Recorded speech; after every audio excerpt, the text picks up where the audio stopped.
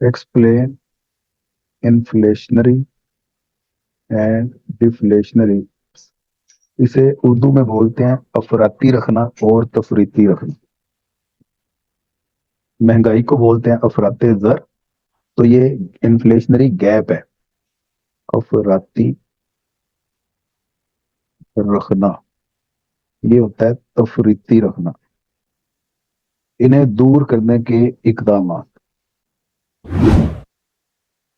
तो सबसे पहले आपको मैं ये बता दूं कि जो हमने लास्ट क्लास में Keynes theory of income and employment की डायग्राम की थी, ये हमने बनाई थी जी। एग्रीगेट डिमांड ये है, एग्रीगेट सप्लाई ये है।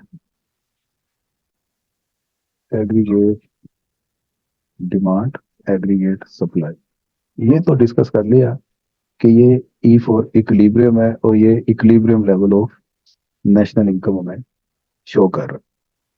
इस तरफ हमने aggregate demand aggregate supply measure की थी और इस तरफ हमने नेशनल इनकम मेजर की थी।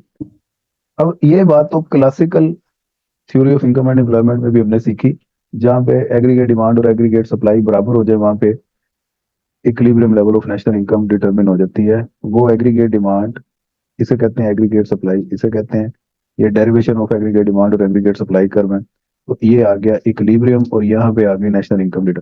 कीन्स की बात भी सेम और क्लासिकल की बात भी सेम। फर्क कहाँ पे है?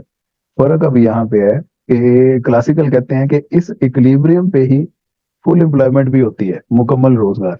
लेकिन कीन्स ने कहा जरूरी नहीं है कि फुल एम्प्लॉयमेंट भी इसी इक्विलिब्रियम के पॉइंट पे हो। इक्विलिब्रियम एक अलहदा चीज का नाम है, फुल एम्प्लॉयमेंट एक अलहदा चीज का नाम है। बाई चांस इकट्ठे आ भी सकते हैं किसी एक पॉइंट पे, लेकिन फुल एम्प्लॉयमेंट सेपरेट होती है और इक्विलिब्रियम तवाज़ुन वो सेपरेट होता है। याद रखिए ये बात। अच्छा, अब अगर तो आपकी इकोनॉमी तवाज़ुन इधर है लेकिन फुल एम्प्लॉयमेंट इस ई पे नहीं है, ई के अलावा जिस किसी भी पॉइंट पे है वो ई से ऊपर है फुल एम्प्लॉयमेंट, इसे मैं वाई एफ कह देता हूँ फुल एम्प्लॉयमेंट, या वो इस ई से नीचे है, वाई एफ जीरो पे है। फुल एम्प्लॉयमेंट अगर इक्विलिब्रियम पे नहीं है, इक्विलिब्रियम से ऊपर है या नीचे है, दोनों सूरतों में एग्रीगेट डिमांड और सप्लाई के दरमियान गैप आ जाएगा। जिस तरह आपको ये नजर आ रहा है, ये गैप है, इधर हो तो ये भी गैप है, होगा कि नहीं? इन गैप्स को बोलते हैं इन्फ्लेशनरी डिफ्लेट। एक गैप इनमें से इन्फ्लेशनरी गैप है, एक डिफ्लेशनरी है। क्योंकि एक ऐसा गैप है जो मुल्क में महंगाई लेके आएगा, एक ऐसा गैप है जो मुल्क में सस्ताई लेके आएगा। अब कौन से वाला इन्फ्लेशनरी गैप है, कौन से वाला डिफ्लेशनरी गैप है, और इन गैप्स को रिमूव कैसे किया जाता है, ये सारा काम आपको मैं अगली क्लासेस में बताऊंगा। अभी इन्फ्लेशनरी करवा दूं या कल ही करवाऊं? आपको हेडिंग दे दें फिर इन्फ्लेशनरी गैप की।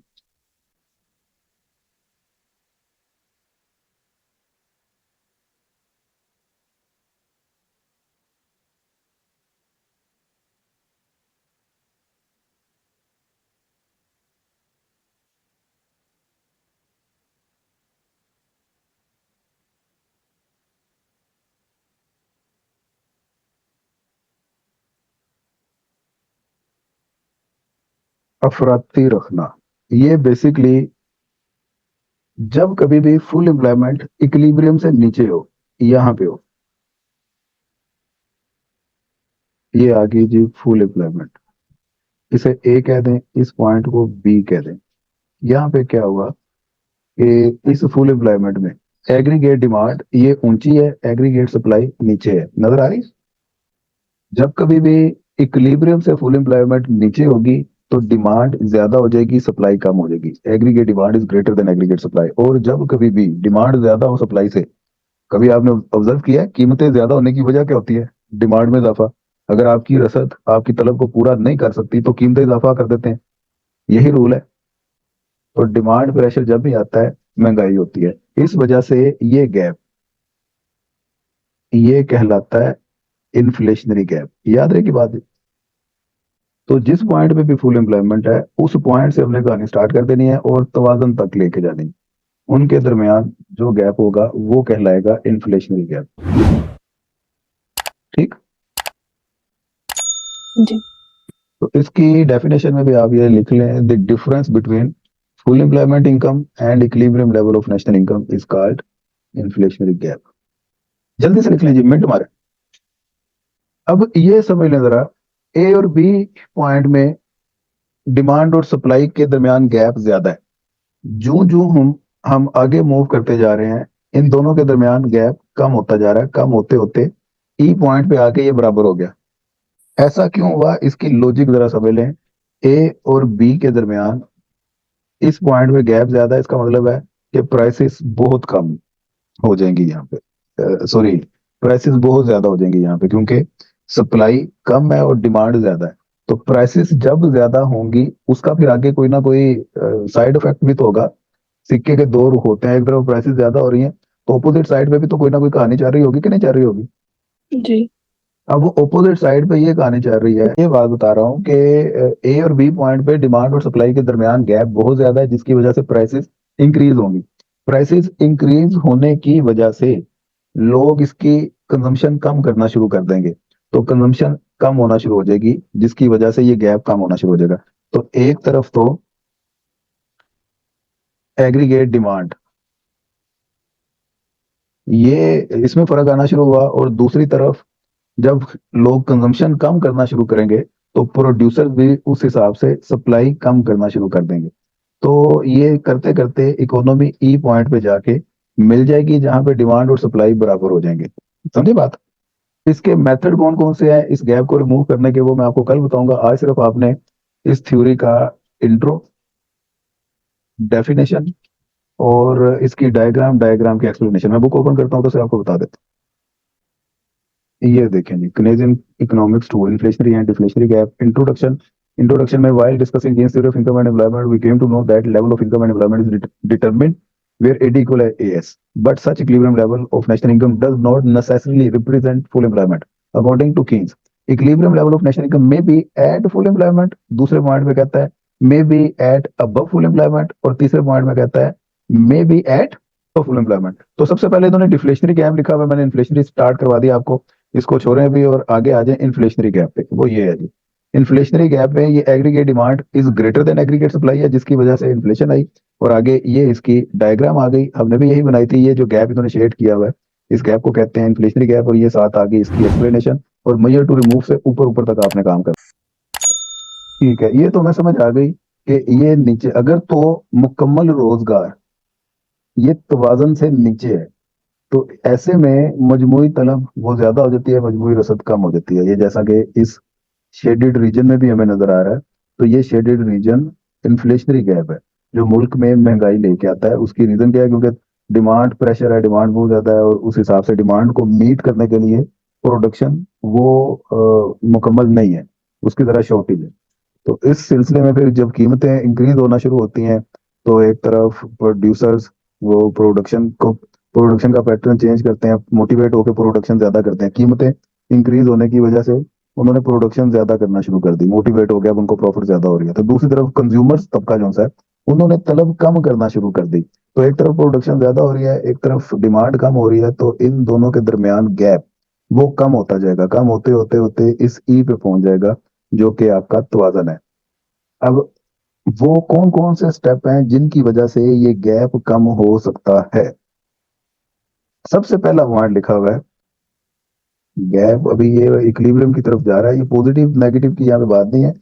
पॉजिटिव, अब ये पता नहीं किस सेंस में बात हो रही है, प्रोड्यूसर के पॉइंट ऑफ व्यू से हो सकता है पॉजिटिव हो, कंज्यूमर के पॉइंट ऑफ व्यू से नेगेटिव हो, और ओवरऑल इकोनॉमी के पॉइंट ऑफ व्यू से अगर आप बात कर रही हैं, तो इकोनॉमी पॉइंट ऑफ व्यू से ये, क्योंकि इन्फ्लेशन को कम कर रहा है लेकिन नेशनल इनकम ज्यादा हो रही है, तो ये पॉजिटिव है। पहले अगर इनकम ये 400 पे थी, बाद में इनकम 460 पे पहुंच गई है, तो नेशनल इनकम में इजाफा हुआ है, तो इस सेंस में ये पॉजिटिव है। सबसे पहले जी इसमें ये कहते हैं, अगर आप खत्म करना चाहते हैं इन्फ्लेशनरी गैप, मुल्क में महंगाई का सैलाब आ गया, तो कंज्यूमर को चाहिए कि अपने कंजम्पशन एक्सपेंडिचर्स कम कर दे। जब वो कंजम्पशन एक्सपेंडिचर्स कम करेंगे, तो इस वजह से वो ऑटोमेटिकली प्रोड्यूसर्स वो कीमतें कम कर देंगे, नीचे ले आएंगे। यहाँ पे आपने भी सुना होगा, अंडों की प्राइस जब बहुत ज्यादा हो गई थी, तो व्हाट्सएप पे मैसेजेस आने शुरू हो गए थे कि भाई चाइना में ऐसा हुआ था, एक बार अंडों की प्राइसेस इंक्रीज हुई थी, सब लोगों ने बाइकआउट कर दिया था, जिसकी वजह से अंडा माफिया ने सरेंडर कर दिया और कीमतें नीचे ले आए थे। इधर भी हम सिर्फ मैसेज फॉरवर्ड करने की हद तक है, बाकी काम को कोई नहीं करता। भाई इसराइली प्रोडक्ट्स का बाइकाट करें, बाइकाट करें, और बाइकाट सिर्फ सोशल मीडिया पे। हमारे इधर लाहौर में मार रोड पे KFC उसका वो बना हुआ है कैफे, उसके आगे से गुजरे आंखें खुल जाती हैं, आप लाइन में लग के चीजें लेते हैं। ये नहीं है कि उधर गए आराम से बारी आ गई, लाइनें लगी हुई हैं। तो इधर एक तरफ लोग कह रहे हैं कि इसराइली प्रोडक्ट का बाइकआउट करें, दूसरी तरफ बाहर भी कोई नहीं आ रहे, राशन उस तरह का उस तरह ही है। तो बाइकआउट सिर्फ सोशल मीडिया पे है।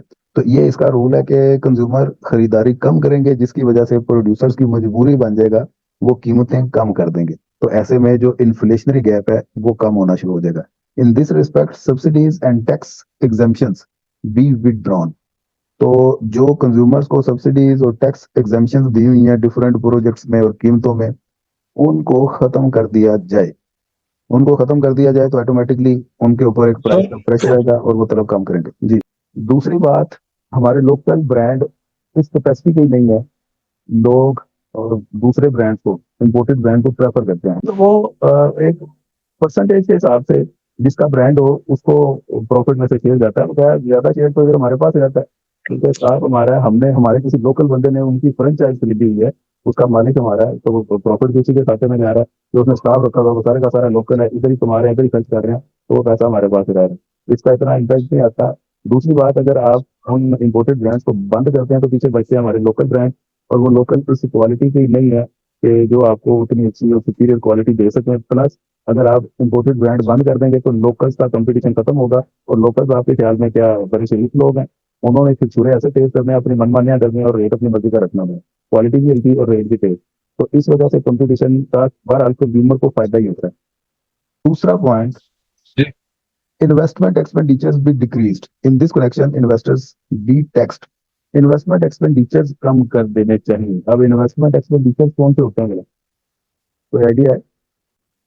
एक शख्स जिसने कोई कारोबार स्टार्ट करना है, कोई परचून करियाने की दुकान खोलनी है, कोई पाना फिरता का खोखा हमें बनाना है, वो सरमायाकारी करेगा। कोई कैपिटल खरीदेगा, कोई मशीनरी खरीदेगा, कोई इवन के वो कोई कार अगर परचेज करता है कि यार मैं ऊबर पे डाल के पैसे कमाऊंगा, तो वो भी उसकी इन्वेस्टमेंट है। ये इस्तेमाल पे डिपेंड करता है कि आपने इन्वेस्टमेंट की है कि कंजम्पशन की है। एक शख्स गाड़ी अपने घर की इस्तेमाल के लिए लेता है तो वो कंजम्पशन है। अगर एक इसलिए तो लेता है कि यार मैं ऊबर पे डाल के इसे अर्निंग करूंगा, तो वो उसकी इन्वेस्टमेंट है। इसी तरह एक घर को बनाता है अपने जाती रहने के लिए, कंजम्पशन है। अगर वो कहता है कि मैं रेंट आउट कर दूंगा या सोल्ड आउट कर दूंगा, वो उसकी फिर इन्वेस्टमेंट है। तो चीजों का इस्तेमाल ये डिटरमिन करता है कौन सी चीजें कंजम्पशन के जुमरे में आएंगी और कौन सी इन्वेस्टमेंट के। तो बहरहाल इन्वेस्टर्स जितने भी हैं वो अगर इन्वेस्टमेंट करेंगे तो इससे होगा क्या, लोगों को रोजगार मिलेगा। लोगों को रोजगार मिलेगा तो लोग डिमांड करेंगे, डिमांड करेंगे तो महंगाई होगी।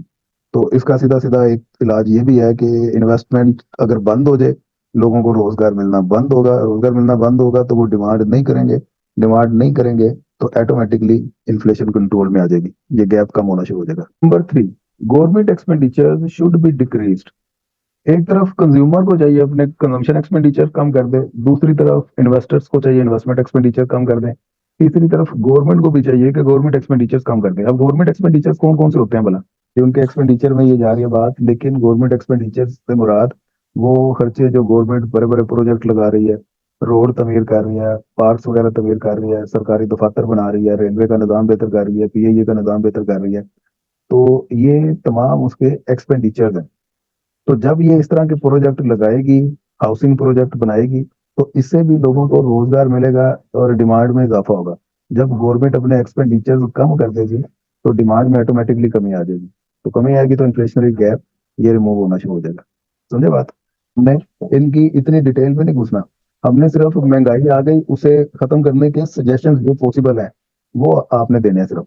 और सजेशन देते वक्त तो उसकी कॉम्प्लिकेशन में नहीं जाना, देखिए ये करेंगे तो इसका वो साइड इफेक्ट भी होगा ना, वो भी तो हो सकता है, वो भी तो हो सकता है, वो बात की सरदर में आपने सिर्फ इन्फ्लेशन को खत्म करने के सजेशन दे देने। तो सजेशन, कंजम्पशन एक्सपेंडिचर कम हो, इन्फ्लेशन कम हो सकती है, इन्वेस्टमेंट एक्सपेंडिचर्स कम हो, इन्फ्लेशन कम हो सकती है, गवर्नमेंट एक्सपेंडिचर्स कम हो, इन्फ्लेशन कम हो सकती है, और लास्ट पे सेंट्रल बैंक अपना बैंक रेट इंक्रीज कर दे तो इन्फ्लेशन कम हो सकती है। पहले 3 पॉइंट में डिक्रीज डिक्रीज डिक्रीज, और नंबर 4 पे लिखा हुआ है इंक्रीज। ये फर्क याद रखना है, क्योंकि बैंक रेट मतलब इंटरेस्ट रेट, ये अलहदा से टॉपिक भी आगे जाके आप सीखेंगे, बैंक रेट और इंटरेस्ट रेट में डिफरेंस क्या होता है, मैं बाद में बताऊंगा, तो लंबी बात है। तो अभी फिलहाल ये देखें कि अगर बैंक रेट या इंटरेस्ट रेट में इजाफा होगा तो लोग बैंक से लोन कम लेंगे इन्वेस्टमेंट पर्पज के लिए। लोन कम लेंगे का मतलब सरमायाकारी कम होगी, कम होगी तो डिमांड कम होगी, कीमतें नीचे आएंगी। तो ये भी एक सजेशन हो सकती है इन्फ्लेशनरी गैप को रिमूव करने की। हाँ जी, ये ऊपर डायग्राम में देखे ना, एग्रीगेट डिमांड मैंने शुरू में भी अर्ज की थी, इधर एग्रीगेट डिमांड बहुत ज्यादा है और एग्रीगेट सप्लाई कम है। तो एक तरफ एग्रीगेट डिमांड कम होना शुरू हुई, दूसरी तरफ एग्रीगेट सप्लाई ज्यादा होना शुरू हुई, फिर ही तो ये गैप आपस में छोटा होता चला जाएगा और फिर कम होते होते इस ई पे पहुंच गया जहां पे इनकम आपकी इंक्रीज होगी, वाईएफ 400 ऐसे इंक्रीज हो गए 460 पे पहुंच गई। इस बी पॉइंट पे नीचे है, ई पॉइंट पे ऊपर है, बी से तो ऊपर है ना डिमांड, हाँ सही सही जी सर। 20 पॉइंट से ऊपर है डिमांड ऊपर, तो मतलब डेफिनेटली प्राइसेस भी ऊपर ही होंगी बी पॉइंट के मुकाबले में। लेकिन अगर हम रेशो की बात करें, प्राइस डिमांड और सप्लाई रेशो की, तो वो उस सेंस में प्राइसेस आपकी कम हो चुकी हैं। इन्फ्लेशन अगर पहले यूं समझ लें 30% थी, ई पॉइंट पे वो कम होके बिल्कुल बैलेंस पे आ चुकी है, और बैलेंस हो सकता है आपका 10% पे हो या 5% पे हो।